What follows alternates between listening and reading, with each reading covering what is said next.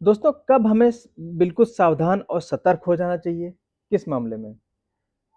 Bleeding के मामले में।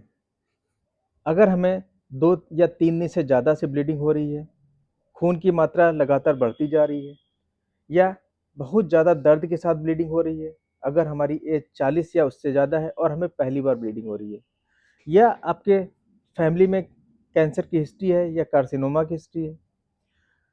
हेलो फ्रेंड्स, मैं हूं डॉक्टर उमाकांत। आज हम लोग बात करेंगे कि कब हमें इस तरह की ब्लीडिंग में सावधान हो जाना चाहिए। कौन-कौन से ऐसी पॉइंट्स हैं जो हमारे ज़हन में हमेशा रहने चाहिए कि अगर इस तरह की ब्लीडिंग हमें हो रही है, तो हमें सेल्फ मेडिकेशन नहीं करना है, हमें ओवर टू काउंटर वाली मेडिसिन्स नहीं लेनी है और हमें ऑनलाइन मेडिकेशन नहीं लेना है और हमें अपने पास के जो भी डॉक्टर हैं, उनसे तुरंत मिलना है। कब? जब आपको बार-बार ब्लीडिंग हो रही हो, आप जितनी बार टॉयलेट के लिए जा रहे हो, हर बार आपको ब्लड आ रहा हो, खून की मात्रा ज़्यादा हो सकती है। कैसे ज़्यादा हो सकती है? आपको ये ब्लड टपक सकता है या कई बार धार के साथ ब्लड आ रहा होता है और जितनी बार भी आप टॉयलेट गए, हर बार आपको ब्लीडिंग हुई। ये ब्लड ब्लैक भी हो सकता है या काला हो सकता है, ये फ्रेश रेड ब्लड हो सकता है या स्टूल के साथ मिक्स भी हो सकता है।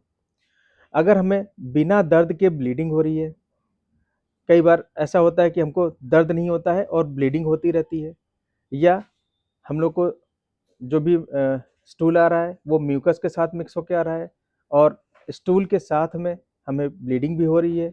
स्टूल जो हमारा है वो ब्लड के साथ मिक्स हो रहा है, म्यूकस के साथ मिक्स हो रहा है या कई बार हमें पस के साथ ब्लीडिंग हो रही होती है या हम जब भी टॉयलेट से निकल के आते हैं, हमें बहुत ज़्यादा कमज़ोरी लगती है, चक्कर लगता है, थकान लगती है या खून की कमी के जो लक्षण होते हैं, वैसे लक्षण हमको दिखाई पड़ रहे होते हैं और जब भी हम टॉयलेट से आएँ, तो हमें ऐसा लगता है कि हम अब लेट के थोड़ी देर आराम करेंगे, उसके बाद ही हम नॉर्मल हो पाएँगे।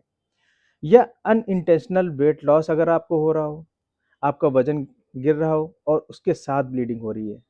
ये सारे ऐसे पॉइंट्स हैं जो हमको हमेशा याद रखने चाहिए।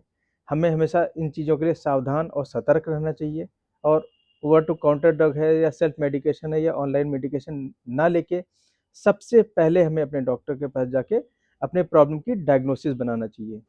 क्योंकि सिम्पटम सीमित होते हैं, लेकिन डायग्नोसिस असीमित होती हैं, बीमारियाँ बहुत अलग-अलग तरह की होती हैं। हम उस पैटर्न को नहीं समझ सकते हैं, सिर्फ़ उस पैटर्न को हमारा डॉक्टर ही समझ सकता है और ऐसे डॉक्टर के पास जाइए, जो डॉक्टर प्रॉपरली आपको एग्ज़ामिन करें। ज़रूरी नहीं है हर बार हम लोग एंडोस्कोपी कराएँ, प्रोक्टोस्कोपी कराएँ। कई बार क्लिनिकल जो फाइंडिंग्स होती हैं, उससे भी हम लोग अपनी डायग्नोसिस को काफ़ी सिक्योर कर लेते हैं, काफ़ी अपनी पिन पॉइंट डायग्नोसिस कर लेते हैं।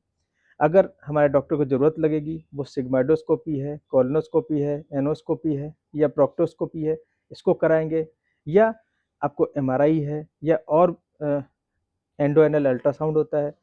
कई ऐसी मॉडलिटी होती हैं, कई ऐसी टेक्निक्स होती हैं एग्ज़ामिनेशन की, इन्वेस्टिगेशन की, जिनसे हम अपनी डायग्नोसिस को और रिफ़ाइन कर सकते हैं।